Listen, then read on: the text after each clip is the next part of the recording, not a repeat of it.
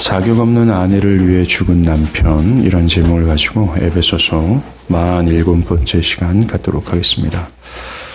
오늘도 우리는 결혼을 통해서 자격 없는 아내를 위해서 죽으신 이 그리스도의 형용할 수 없는 사랑을 우리가 더 집중해 보고자 합니다. 바울이 22절에서 29절까지 이 아내의 역할과 남편의 역할을 설명할 때 남편을 그리스도로 비유하며 또 아내를 교회로 비유합니다. 남편을 머리로 비유하고 아내를 몸으로 비유하죠. 그러면서 남편들은 그리스도와 교회를 사랑하신 것처럼 아내를 사랑하라고 말하고요. 아내들은 교회가 그리스도께 복종하는 것처럼 복종하라고 명령합니다. 아내와 남편의 역할을 그가 설명하면서 무엇과 같이 라면서 비유하죠. 이 비유를 통해서 바울은 우리가 먼저 집중해야 될 것이 무엇인지를 말하고자 하는 거예요. 남편들은 그리스도와 같이, 또 아내들은 교회와 같이 라면서 남편과 아내들의 역할이 무엇과 같아야 하는지 그 역할의 실제적인 모델의 실체에 집중하기를 바란다는 것입니다. 그것이 바로 뭡니까? 그리스도께서 교회에게 하신 사랑에 먼저 집중케 하는 거예요.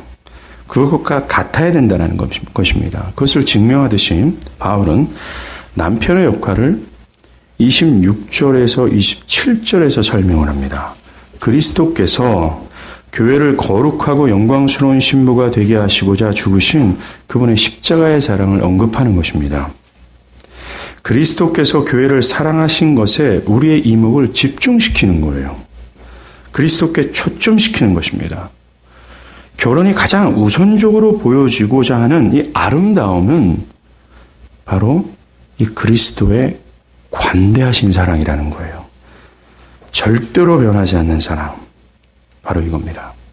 남편 대신 그리스도께서 자격도 없고 절대로 변화될 것 같지도 않는 그런 조짐도 보이지 않는 아내를 위하여 죽으신 그리스도의 자기부정적 사랑에 바울은 우리가 집중하기를 바라는 거예요. 이 결혼을 통해서 말입니다.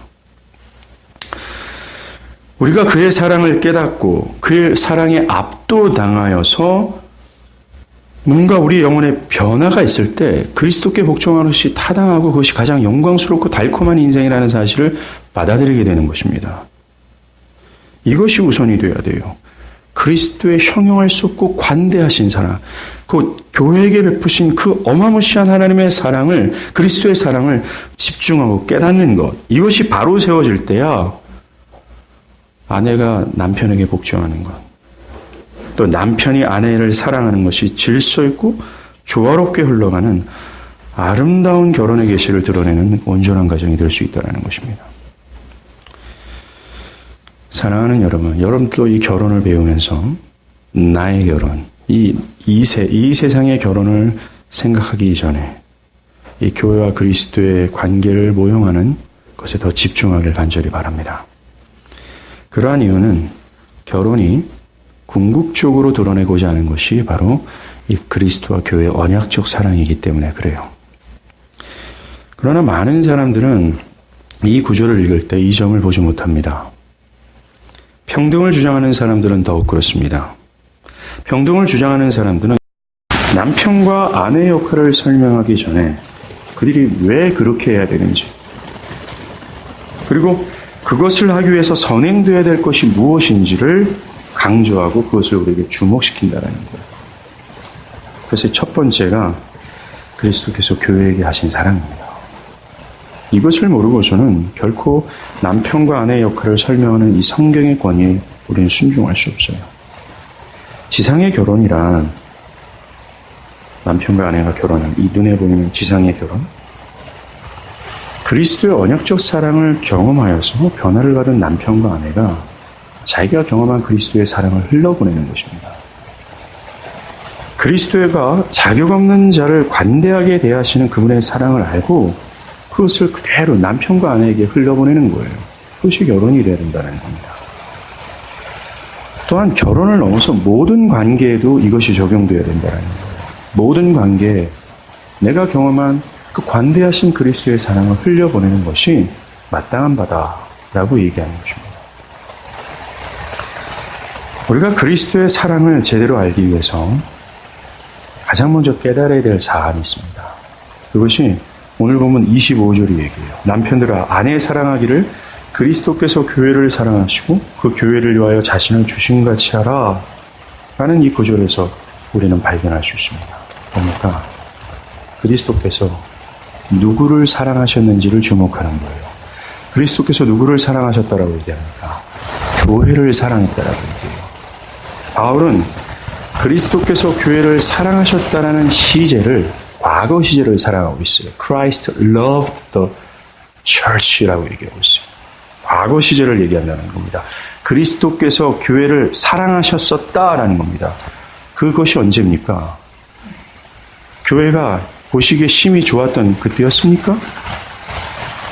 아닙니다. 바울은 로마서 5장 8절에서 분명히 밝힙니다. 우리가 죄인 되었을 때라고 얘기해요. 교회가 경건하지 않았을 때였다라는 겁니다. 교회가 수치를 가져야 마땅한 바로 그때였다는 겁니다. 죄값을 지불해야 될 주 예수였을 때라는 겁니다. 그리고 로마서 5장 10절입니다.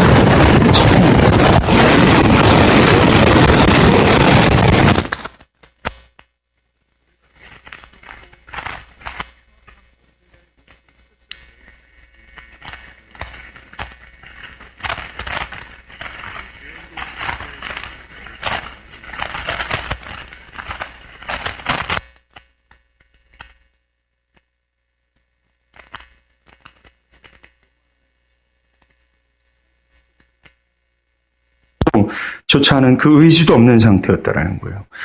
예수를 사랑할 수도 없었고 사랑할 생각조차 하지 않았다라는 겁니다. 도리어 그리스도의 원수된 마귀를 따랐고 오직 자기의 욕심에 따라 자기가 원하는 대로 행할 뿐이었다라는 거예요. 교회는 정말 과거에 호세아가 결혼한 창녀 고멜과 같은 처지였다라는 겁니다. 자신만을 사랑하며 자신의 쾌락과 자신의 유익과 자기의 즐거움만을 위해서 살았던 상태가 바로 교회였다라고 얘기하는 거예요. 과거의 시절을 사랑하면서 바로 그럴 때 하나님이 주님이 교회를 사랑했어 라고 바울은 얘기하는 거예요. 이런 허물과 죄된 상태, 죄인이었을 때의 상태를 오늘날 이 결혼의 숭고한 의미를 퇴색하는 현대인들의 상태가 그대로 대변해 줍니다. 디모데후서 3장 1절에서 4절까지요.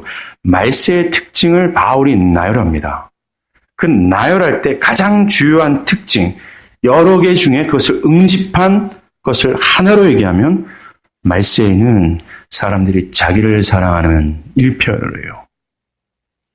압도적인 자기중심성, 자기방종, 극단적 이기주의가 바로 마지막 시대의 확실한 특징이라고 얘기를 하는 거예요. 오늘날에 그렇습니다. 이러한 특징이 그대로 반영된 것이 현대인들이 가지는 결혼관이라는 것입니다. 어떤 사람들은 결혼이 근본적으로 변화되어야 된다. 아니면 없어져야 된다라고 주장을 하는 것입니다. 이런 사고는 결혼이 더 이상 사람들의 필요를 충족시키지 못한다라는 개념이 있어요. 그리고 남성과 여성이 더 이상 생산적이고 만족스러운 삶을 살기 위해 결혼이 더 이상 필요하지 않다라는 개념이 있다라는 것입니다. 사람들이 점점 결혼을 기피하고 있어요. 그 결혼을 기피하는 현상은 바로 교회의 과거의 모습이었다라는 겁니다. 허물과 죄로 죽은 상태, 죄인이었을 때 상태의 그들의 모습이 오늘날 말세 때 그대로 표출되고 있는 거예요.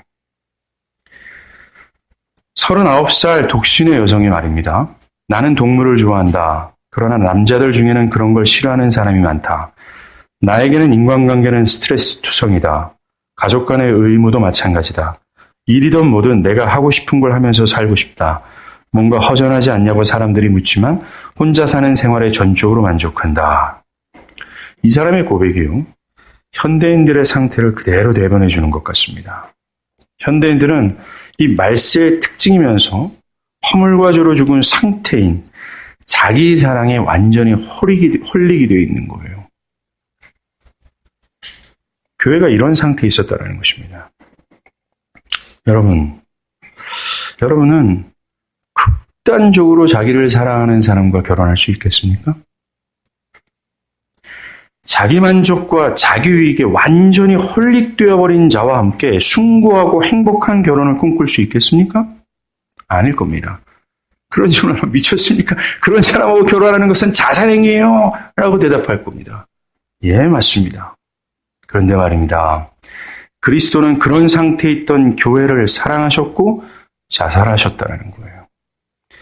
자기를 극단적으로 사랑하는 지금 세대처럼 오직 자기 만족과 자기 하고 싶은 대로 자기 충족과 자기 쾌락만을 지향하는 교회를, 그런 상태에 있던 교회를 사랑했다라고 얘기합니다. 아직 주인이었을 때라는 거예요. 그리고 교회는요, 에베소서 2장 11절에서 13절에 묘사하는 것처럼 이 거룩하신 그리스도께서 사랑하면 안 되고 사랑할 만한 조금의 자격도 없는 그런 자들이었습니다. 그러므로 생각하라. 너희는 그때 육체로는 이방인이요 그때 너희는 그리스도 밖에 있었고 이스라엘 나라 밖의 사람이라. 언약의 약속의 언약들에 대해는 외인이요 세상에서 소망이 없고 하나님도 없는 자이더니. 이것이 교회였다라는 거예요. 교회는 철저히 하나님으로부터 분리된 이방인이었다라는 것입니다. 하나님과 상관없는 자들이었다라는 거예요. 율법은 모든 이방인들에 대해서 유대인들이 결혼하지 말아야 되며 그들과는 상종하지 말아야 될 거라고 얘기하는 겁니다. 이 율법은 하나님 자신과 이 세상과의 관계 속에서, 관계 가운데 설정된 율법이에요. 이게 뭡니까?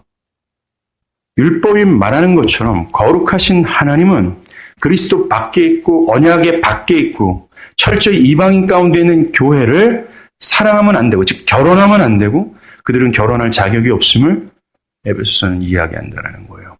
과거의 교회는 그랬다는 것입니다. 그런데 그런 교회를 그리스도께서 사랑하셨다라고 얘기해요. 바울은 그리스도께서 교회를 사랑하신 이것이 얼마나 큰 자기부정적 희생인 줄 아느냐, 이걸 자꾸 얘기해 주려고 그래요. 교회의 과거를 우리에게 주목시키면서 절대로 자격 없고 너무나도 흠모할 만한 그런 구석이 조금도 없는 교회를 그리스도께서 사랑하셨다라는 이것이 자기부정적, 희생적 사랑이라는 사실을 말하고 싶어 했던 겁니다. 그래서 25절에 그리스도께서 교회를 사랑하셨었어 라고 하면서 과거 시제를 우리에게 주목시키는 거예요. 우리가 교회를 다니면서 하나님의 사랑에 압도되지 못하는 이유는 과거의 나의 상태를 우리가 깨닫지 못했다라기 때문입니다. 지금 이 세상 사람들이 그리스도의 사랑, 이 넘치는 사랑, 자기 희생적, 자기 부정적 사랑을 깨닫지 못하는 이유는 자신의 상태가 어떠한지를 알지 못하기 때문에 그렇다는 거예요. 사랑하면 안 되고 사랑할 만한 구석이 없었던 신부를 그저 그리스도를 증오하고 자신의 하나님의 뜻을 경멸하는 신부를 예수가 사랑하셨다라는 그분의 형용할 수 없는 하나님의 사랑. 이게 바울이 이 짧은 구절에서 말하고 싶어 했다는 겁니다.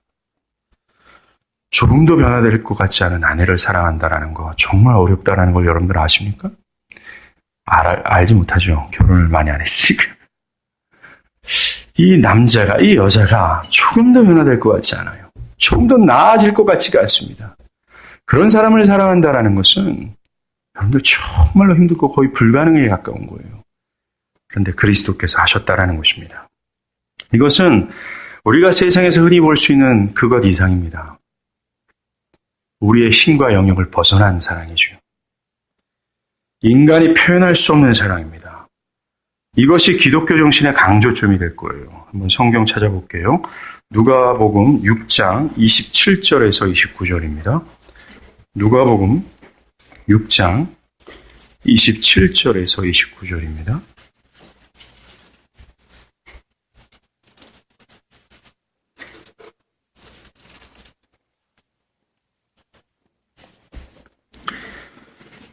누가복음 6장 27절에서 29절 제가 읽어드릴게요.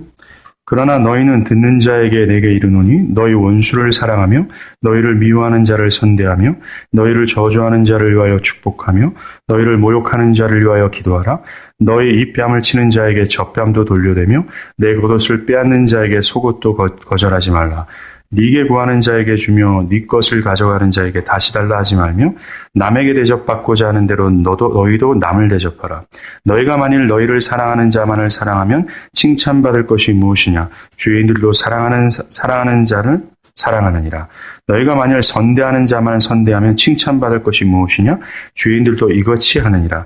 너희가 받기를 바라고 사람들에게 구워주면 칭찬받는 것이 무엇이냐? 주인들도 그만큼 받고자 하여 주인에게 구워주니라.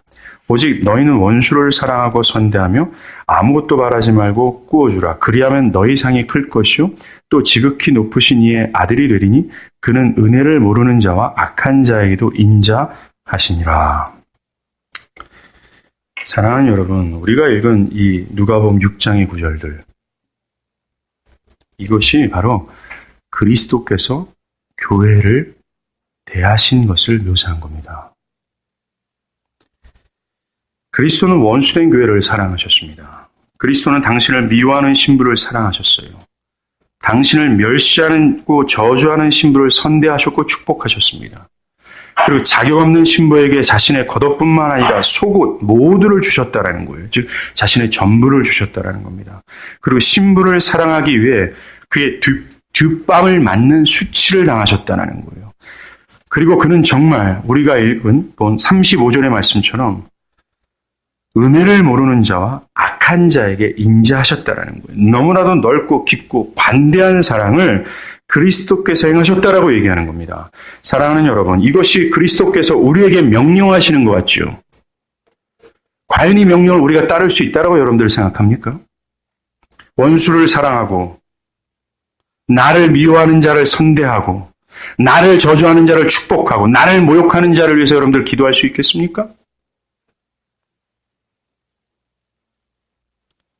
분명히 우리가 이것을 해야 될 바입니다.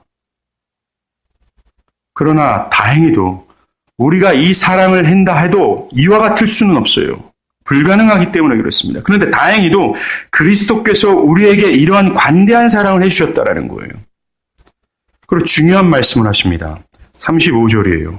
그러한 관대한 사랑을 하면 상이 클 것이요 또 지극히 높으신 이의 아들이 되리니라고 합니다. 그런데 이런 불가능한 사랑을 해야 하나님의 자녀가 된다라고 얘기해요. 여러분들 이 구절을 읽어가면서 여러분들 그냥 이것을 무시하고 넘어갑니까? 이러한 사랑을 해야 원수를 사랑하고 자기를 멸시하고 조롱하는 사람들에게 관대하고 그를 위해서 기도하고 그들을 축복해야 된다는 이 불가능한 이 사랑을 해야 하나님의 자녀가 된다라는 말씀을 하십니다. 이것을 우리를 당혹해 하는 거예요. 왜요? 우리가 못하기 때문에 그렇습니다. 근데 은혜가 있어요. 이 관대한 사랑을 그리스도께서 우리를 대신하여 행하셨다라는 겁니다. 이런 희생적이고 자기부정적 사랑의 요구를 충족시킨 거예요. 우리는 그저 믿음으로 그것을 받아들이는 겁니다. 우리가 그것을 행한 것처럼 여김을 받게 되는 거예요. 그래서 상을 크게 받고 하나님의 자녀가 되는 거라는 겁니다. 우리가 읽은 이 누가복음 6장의 말씀은 절대로 변하지 않을 하나님의 엄중한 명령이에요. 원수를 사랑해야 하나님께 상을 받고 하나님의 자녀가 된다라고 얘기해요. 그런데 이 관대한 사랑, 자기부정적인 이 희생적 사랑을 나는 못한다라는 겁니다. 그런데 너무나도 다행스럽게도 그리스도께서 우리를 대신하여 모든 것을 행하셨고 충족시켰다라는 거예요. 우리는 그것을 믿음으로 받아들이고 그것을 내 것처럼 여김을 받아 마치 내가 원수를 사랑하지 않았는데 지금도 그렇지 않지 않습니까? 사랑한다라고 나부랭이를 우리가 떠들어대고 있지만 과연 이렇게 사랑하고 있나요? 우리는 이 말씀 앞에 우리를 부정할 수밖에 없어요. 근데 우리가 이 하나님의 엄중한 명령 앞에 자유할 수 있었던 것은 그리스도께서 우리를 대신해서 이 모든 것을 행했기 때문에 그래요. 누구를 위해요? 교회를 위해서 말입니다. 우리는 그것을 의지해서 뻔뻔스럽게 그리스도 앞에 설 수 있는 거예요.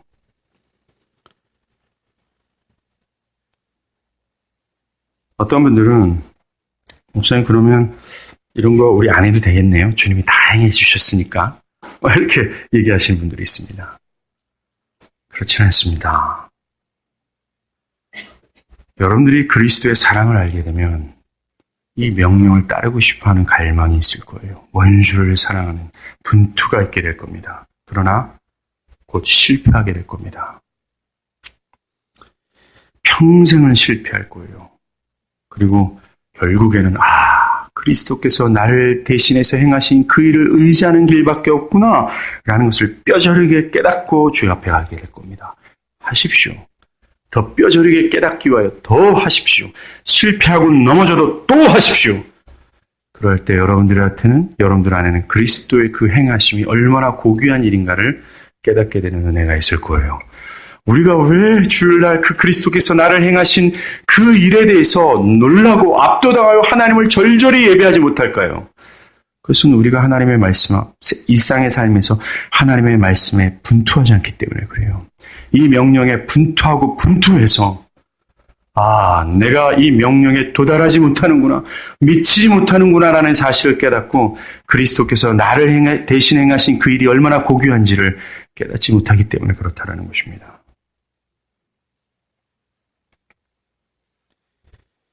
그리고 우리는 바울이 설명하는 이 그리스도께서 사랑하신 방식을 바울이 설명합니다. 이걸 보고 놀랄 수밖에 없어요. 교회를 사랑하시고 그 교회를 위하여 자신을 주신 같이 하고 라고 말해요. 자신을 주신 사랑이라고 얘기합니다. 십자가의 죽음이에요. 그리스도는 진짜 신부를 위해서 죽었다라고 얘기하는 겁니다. 로마서는 이것을 자세히 말합니다. 로마서 5장 8절이에요. 우리가 아직 죄인 되었을 때 그리스도께서 우리를 위하여 죽으심으로 하나님께서 우리에 대한 자기의 사랑을 확증하셨느니라 라고 얘기합니다. 그리스도는 죄인을 사랑하셨어요. 그들이 의인이 됐을 때 사랑한 것이 아닙니다. 그들이 수치스러움을 느껴야 될 바로 그때에, 하나님 앞에 무서운 형벌을 받아 마땅한 자격 없는 그때에 그리스도께서는 사랑하셨고, 어떻게 사랑하셨냐? How? 죽으심으로 사랑하셨다라고 얘기하는 겁니다. 그리스도는 정말로 조금의 가치도 없는 아내를 위해서 죽으셨다라는 거예요. 그리고 우리는 그리스도께서 교회를 위해서 죽으신 그 죽음이 얼마나 끔찍스러운 죽음인지를 잘 알고 있습니다. 그리스도의 죽음이 끔찍스러웠던 그 이유는 그의 죽음이 그의 아내가 될 교회를 위한 죽음이었기 때문에 그래요. 다시 말해서 그의 죽음은 그 아내가 될 교회가 치료해야 될 그 형벌, 하나님의 진노의 값을 지불하는 죽음이었기에 그는 끔찍한 죽음을 맞이할 수밖에 없었다라는 것입니다. 그것을 우리는 대속의 죽음이라고 얘기해요. 대속의 죽음이란 그리스도께서 진멸당해야 될 자들을 위하여 대신 진멸을 당하는 것을 대속의 죽음이라고 얘기해요. 예수는 속죄의 염소처럼 처형을 위해 진 막, 하나님의 영광이 있는 곳, 그 예루살렘 성 밖으로 끌려나가 고초를 당하십니다. 그리고 십자가에 달리세요. 그리고 최고의 고통 속에서 마태복음 27장에 제6시로부터 온 땅에 어둠이 임하여 제9시까지 계속되더니 제9시쯤 예수께서 크게 소리질러 이르시되 엘리 엘리 라마 사박다니 하시니 이는 곧 나의 하나님 어찌하여 나를 버리셨나이까 하는 뜻이라. 예수는 아버지 하나님께 우리를 대신하여 저주를 받으신 거예요. 그리고 죽었습니다. 그분의 이 대속적 죽음으로 아내가 될 교회가 치료해야 될 모든 형벌을 사라졌습니다. 그리고 아내가 될 교회는 그리스도의 신부로 깨끗해진 거예요. 그분이 죽으신 이유, 오늘 보면 26절과 27절에서 분명히 말합니다. 한번 보세요. 이는이 뭐예요? 자신을 주신 이유는 곧 물로 씻어 말씀으로 깨끗하게 하사 거룩하게 하시고 자기 앞에 영광스러운 교회로 세우사 티나 주름 잡힌 것이나 이런 것들이 없이 거룩하고 흠이 없게 하려 하심이라 라고 말하지 않습니까? 그리스도께서 죽으신 것은 결국 교회를, 죄인이었던 교회를 거룩한 신부로 만들기 위함이었다라는 것입니다. 더 나아가 어떤 결점도 없는 완전하고 영광스러운 신부가 되게 하기 위함이었다라는 거예요. 그리스도는 아가서 8장 6절에서 7절에서 말하는 것처럼 사랑은 죽음처럼 강하고 맑은 물도 그 사랑을 많은 물도 그 사랑을 끄지 못하고 홍수라도 삼키지 못하나니라는 죽음보다 강한 사랑을 치르셨다라는 것입니다. 자격 없는 자를 위하여 죽음을 마다하지 않았다라는 거예요. 전혀 변화될 조짐도 없는 아내를 위해 그는 자신을 내어주신 거예요. 그분의 사랑은 어떤 큰 물도 큰 불도 잠재울 수 없다라고 얘기하는 겁니다. 주님을 찬양해야 돼요. 찬송가 298장에 속죄하신 구세주를 내가 찬양하리다. 내게 자유 주시려고 주가 고난당했네. 크신 사랑 찬양하리. 나의 죄 사하시려고 십자가에서 죽임당한 나의 주 찬양하리. 이것이 그리스도의 신부된 교회의 심령 속에서 자신도 저항할 수 없을 정도로 터져나가는 찬양이 되어야 된다는 거예요. 그리스도께서 죄인을 사랑하셨어요. 그리고 죄인을 위해서 그의 모든 것을 내어주셨습니다. 죽음보다 강한 사랑.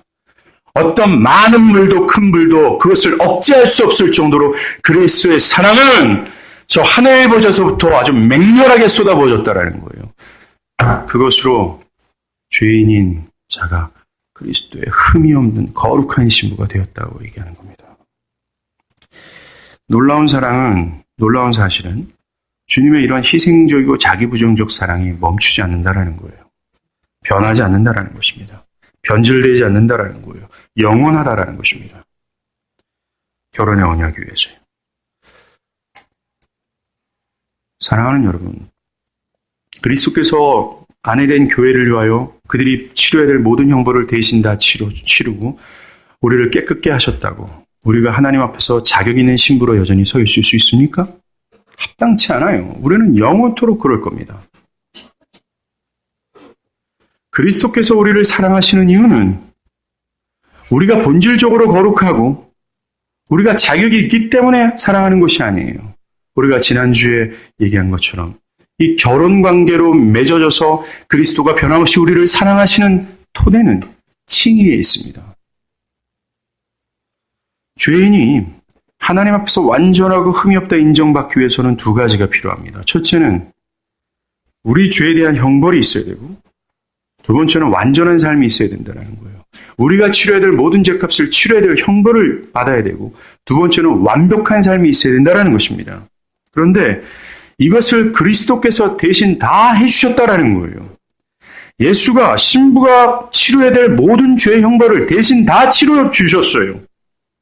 그리고 그리스도가 신부를 위해 아까 본 누가복음 6장에 얘기하는 이 기독교의 핵심적인 강령을 마음으로든 행함으로든 모두가 지켰고 하나님께서 요구하신 그 완벽한 삶을 다 충족시켰어요. 우리는 그래서 그것을 믿음으로 받아들이는 겁니다. 그저 믿음으로 말입니다. 다른 것을 하나님 요구하지 않아요. 믿음입니다. 다시요. 그리스도께서 교회를 위해서 행하신 모든 일들을 그저 믿음으로 획득하는 거예요. 하나님께서 그것을 우리 죄된 우리를 그것으로 우리를 위장시켜 주는 거예요. 그래서 우리를 마치 깨끗하고 티나 주름 잡히 없는 영광스러운 신부로 여겨주시는 거예요. 이걸 토대로 그리스도는 신부를 영원히 사랑하십니다. 그리스도께서 교회를 죽음보다 강한 사랑으로 지금도 여전히 사랑하는 이유는 지금도 여전히 교회는 흠이 있고 티가 있기 때문에 그래요. 사랑하는 여러분, 우리는 여기서 그리스도의 관대한 사랑을 보게 됩니다. 그리스도의 관대한 사랑은 우리가 의인 되었을 때 사랑했다라고 말하지 않습니다. 자격을 갖추었을 때 사랑하지 않았습니다. 죄인 되었을 때입니다. 극도로 자기 사랑에 빠져 있을 때, 자기 쾌락과 자기 유익만을 사랑하며 자기 만족을 위해서 세상의 모든 것들을 구걸하며 다녔던 이 어리석었 바로 그때 주님은 사랑했다라고 얘기해요. 주님이 죄인을 사랑하셨습니다. 이 사실로 봤을 때 나 자신이 그리스도께 나아갈 충분한 자격 있는 자라는 사실을 깨닫게 됩니다. 왜 그렇습니까? 내가 자격이 없기 때문에 그래요. 우리가 죄인이기 때문에 그렇습니다. 그리스도께서는 죄인을 사랑하셨어요. 정말로 자기를 사랑하며 그리스도를 사랑하지 않기 때문에 그렇습니다. 내 자신이. 그러하게 우리는 관대하신 그리스도를 사랑을 받을 만한 자격이 있다라는 거예요. 사랑하는 여러분, 이 풍성하신 사랑을 바라보십시오. 만약에 여러분들 안에서 어떤 자격을 찾고 있다면, 내 안에서 하나님 보시기에 좋은 점을 막 찾고 있다면 여러분들 아주 빨리 절망하게 될 겁니다. 없기 때문에 그래요. 여러분들이 제대로 양심이 박혀있는 상태에서 여러분 안에서 자격을 찾고 있다면 여러분은 아주 빨리 두려움으로 떨 겁니다. 왜냐하면 여러분 안에는 그리스도의 신부로서 자격을 갖출 만한 그 어떤 아름다움이 없기 때문에 그래요. 도리어 여러분 안에는 하나님의 형벌을 받을 만한 악함만 있음을 발견하게 될 거예요. 그래서 아주 빨리 아주 신속하게 두려워하며 절망하게 될 겁니다. 여러분이 스스로 자격을 갖출 수도 없지만 만약에 여러분들이 내가 자격을 갖추었다라고 여긴다면 여러분들은 절대로 소망이 없을 겁니다. 왜 그렇습니까? 그리스도는 죄인을 사랑하기 때문에 그래요. 그리고 그리스도는 죄인을 위해서만 죽었기 때문에 그렇습니다. 내 안에 내가 좀 큐티 좀 하지, 내가 주일 예배도 좀 드리지, 내가 도덕적으로 좀 살지, 내가 그렇게 죽을 만한 죄인이 아니잖아. 내 안에 어떤 의로움도 선함도 조금 있지 않아?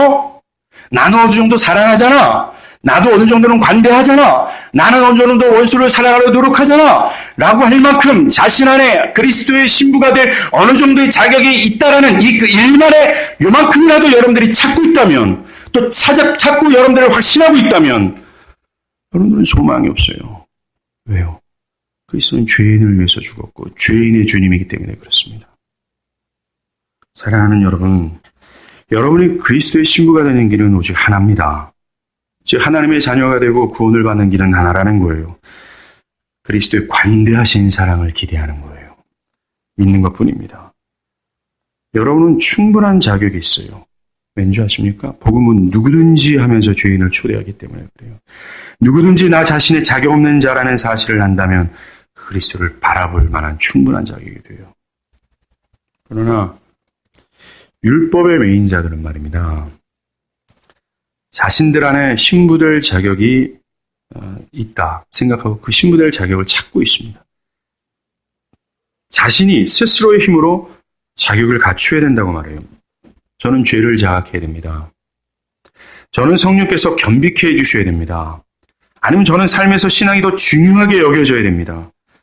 최소한 저는 삶에서 어느 정도 거룩한 상태가 되어야 됩니다. 좀 더 종교적인 것에 관심을 기울여야 됩니다. 라고 하면서 그렇게 자격을 갖추어야 된다고 여러분들 생각합니까? 그래서 내가 합당하다고 여깁니까? 이것처럼 교만하고 어리석은 생각이 없어요. 우리가 앞에서 살펴본 것처럼 성경 전체는 교회는 영원토록 그리스도 앞에서 스스로의 힘으로는 자격을 갖출 수 없다라고 얘기하기 때문에 그래요. 영원히 그렇습니다. 그런데 이들은, 이 율법의 메인 자들은, 자기의 충만한 자들은 자신들 스스로 자격을 갖추어야 된다고 고집하는 거예요. 이들이 바리새인들이었어요. 마가복음 10장에서의 바리새인들은 예수님께 와서 물어요. 사람이 어떤 이유로 이 부부가 헤어져도 되느냐라는 거예요. 이혼해도 됩니까? 라고 묻습니다. 그럴 때 예수님은 이러므로 사람이 부모를 떠나 둘이 한 몸이 될지라 이러한즉 일이 둘이 아니요 한 몸이니 그러므로 하나님이 짝지어 주신 것을 사람이 나누지 못할지니라라고 얘기해요. 이혼 불가라고 얘기하는 겁니다. 바리새인들은 이 결혼한 사람들이 어떤 이유로 인해서 남편이나 아내나 어떤 이유로 해서 이 결혼이 파기될 수 있다고 주장하는 사람이에요. 이혼이 합당하다고 주장했던 사람들입니다. 상대방이 불만족스럽거나 흠이 있거나 변화될 가능성이 조금도 보이지 않으면 충분히 이혼할 수 있다고 주장했던 것이 이 바리새인들이었어요. 이 말이 무엇을 상징하는 것이 아십니까? 두 부부가 이혼할 수 있다, 이혼 불가라는 이 바리새인의 주장은 곧 그리스도께서 교회를 보실 때 교회에 흠이 있다면 교회를 버릴 수 있다라는 거예요. 교회가 어떤 조짐도 없고 변화되지도 않다면 능히 그리스도께서 교회를 버릴 수 있다는 논리가 됩니다. 교회가 한순간 죄에 넘어지거나 변화가 없다면 언제든지 예수가 교회를 버릴 수 있다는 의미가 되는 거예요. 사랑하는 여러분, 우리는 만약에 이 바리새인들의 주장이 만약에 진리라면 우리는 벌써 그리스도께 버림을 받기에 충분합니다. 그러나 예수는 결코 교회를 버리지 않으세요. 교회를 절대로 포기하지 않습니다. 그리고 교회를 절대로 학대하지 않으십니다. 언제나 어디서나 변함없이 십자가에서 베푸신 그 사랑의 분량 그대로를 사랑하신다라는 거예요. 예수는 교회가 어떤 불만스러운 상태에 있다 할지라도 절대로 떠나지 않는 거예요. 이혼하지 않는다라는 겁니다. 그래서 부부는 이혼이 불가한 거예요. 왜요? 이 결혼은 그리스도와 교회의 관계를 계시하고 있기 때문에 그래요. 만약 그리스도와 교회가 이혼한다면 부부는 이혼이 가능할 겁니다. 그러나 그럴 일이 없어요. 왜냐하면 그리스도는 교회의 어떤 이유로 해서 교회를 버리지 않기 때문에 그렇습니다. 그런데 율법의 매인자들은 스스로의 힘으로 조건을 갖춰야 된다라는 생각, 또 스스로의 힘으로 자신이 어떤 조건이 있다고 생각하는 이 사람들은 조건에 따라 결혼하며 조건에 따라 이혼할 수 있다라고 생각을 하는 거예요. 왜냐하면 이들은 관대하신 그리스도의 사랑을 의지하지 않기 때문에 그렇습니다. 이들이 의지하는 것은 자신의 상태예요. 자신의 감정, 자신의 행위입니다. 자신 스스로를 자신이 판단했을 때 스스로가 좋은 상태에 있다, 좋은 감정의 상태에 있다, 좋은 행동을 하면 자신을 자격을 갖춘 자라고 보는 겁니다. 반대로 자신이 생각하는 조건에 미치지 못하면 구원이 파괴될 수도 있다라고 생각하는 겁니다. 자기 상태가 기준이 되는 거예요. 이런 자들은 그리스도의 언약적 사랑을 이해하지 못합니다. 무조건적인 영원하신 사랑을 깨닫지 못하는 거예요. 사랑하는 여러분, 이것은 기독교 복음이 아닙니다. 복음은 자격 없는 자들에게, 주인들에게 가장 영광스럽고 거룩하신 신랑께 초대하는 거예요. 자신이 자격 없는 신부라는 사실을 깨닫고 그리스도께서 자신을 위해 대신 행하신 것을 믿는 자에게는 가장 탁월하고 영광스러운 신부가 될 수 있다라는 이야기를 하는 것이 복음입니다. 누가 감히 이 복음을 오염시킵니까? 누가 이 복음 앞에서 자신의 의와 행위를 들이댈 수 있어요? 누가 이 복음 앞에서 나는 자격을 갖춰야 됩니다. 나는 어느 정도 그래도 삶에서 변화의 조짐이 있어야 됩니다. 라고 말도 안 되는 것을 얘기할 수 있을까요? 그럼 불가능하고 너저분한 것은 지옥에나 던져버려야 되는 거예요. 복음은 관대하신 그리스도의 사랑으로 우리를 초대하고 있어요. 그리고 저와 여러분처럼 자격 없는 자들을 당신의 신부로 부르고 계신다라는 겁니다. 이사야서 55장이에요. 오호라 너희 목마른 자들아 물러나오라. 돈 없는 자로 오라. 너희는 와서 사 먹되 돈 없이 값 없이 와서 포도주와 젖을 사라 라고 얘기했어요. 값을 지불하지 말라고 얘기해요. 아무것도 없어도 괜찮다라고 얘기합니다. 복음은 모든 자들을 초대해요. 그들에게 수고나 어떤 대가를 요구하지 않습니다. 거저 사라고 얘기하는 겁니다. 거저 먹고 거저 마시라고 얘기하는 거예요. 그저 그리스도의 그 관대하신 사랑의 물결에 그냥 들어오라고 얘기하는 겁니다. 누가 그걸 얘기합니까? 누가 어떤 것을 요구하고 있습니까? 아니에요. 바울은 그리스도께서 교회를 사랑하셨었어. 과거에 죄인 되었을 때. 그리고 바로 그때에 그리스도는 자신을 죽임으로 그들 거룩한 신부로 이끌었어. 그리고 대신 모든 것을 행하셨어. 그것을 믿음으로 받아들이면 되는 거야. 그러면 영원토록 변치 않는 결혼의 언약 속으로 너가 들어가서 너 어떤 상황에 있든지 네가 네 생각대로 좀 미치지 못하는 상태에 있든 간에 그리스도는 변함없이 너를 사랑하셔. 이 얘기를 하는 거예요. 이게 기독교 복음입니다. 바울은 이런 자기부정적, 이 자기희생적 그리스도의 사랑을 먼저 집중시키세요. 그 다음 아내와 역할에 대해서 이해하길 바랍니다. 먼저가 이겁니다. 그는 그리스도께서 교회를 이와 같이 사랑하신 것처럼 남편들이 아내를 사랑하라고 말하는 겁니다. 아내를 위해 죽을 정도로 자신을 내어 던지라고 얘기하는 거예요. 더욱이 자격이 충분한 아내를 사랑하는 것이 아니라 자격이 없는 미흡한 아내를 사랑하라고 남편들에게 명령하는 겁니다. 아내가 전혀 변화될 것 같아 보이지 않아도 설거지를 잘 안 해요. 음식도 이건 아니에요. 청소도 안 해요. 게을러요. 이것이 변화될 조짐이 안 보일 때 얼마나 절망인 줄 아십니까? 여러분 이것이 이혼 사유라는 거 아시잖아요. 모르나? 그런 조금도 변화될 조짐이 없는 아내가 흠이 많고 답답한 모습이라도 남편들은 그리스도처럼 자기를 부정하고 자기 희생적 사랑을 하며 전부를 내어놓는 사랑을 하라고 명령하는 거예요. 이것이 남편들아 그리스도가 교회를 사랑하는 처럼 사랑하라는 명령입니다. 그리스도가 교회를 사랑하든 그리스도가 교회를 어떻게 사랑해 어떤 상황이든 어떤 조건이든 변함없이 그 언약적 사랑을 관대하게 수행하고 있잖아요. 그런 것처럼 남편들 아내들에게 그런 관대한 사랑을 수행하라고 얘기해요. 변함없이 어떤 상황과 어떤 조건 없이 말이죠. 남편들은 아내를 위해 자신을 주어야 된다고 얘기합니다. 이 목숨을 내려놓는 이 희생적 사랑 안에는 남편이 아내의 머리가 된다고 해서 그리고 아내가 남편에게 복종해야 된다고 해서 어떤 폭력적이나 억압적인 사랑이 없어요. 매우 친절합니다. 이런 언약적 사랑을 남편들이 수행할 때 아내들은 그 남편의 사랑에 충족을 느끼게 돼요. 그리고 자신의 남편이 자기에게 수치를 줄지 않을 거라는 믿음 가운데 그를 의심하지 않습니다. 두려워하지 않아요. 그런 이 결혼을 통해 그리스도가 보여준 이 희생적 사랑을 남편을 통해 경험하게 되는 겁니다. 사랑하는 여러분, 남자분들께 질문하겠습니다. 남편들아 그리스도께서 교회를 사랑하듯이 아내를 사랑하라는 이 명령이 쉽습니까? 가능해 보입니까? 불가능합니다. 그리스도처럼 아내를 사랑한다는 것이 얼마나 어렵고 지고한지 모릅니다.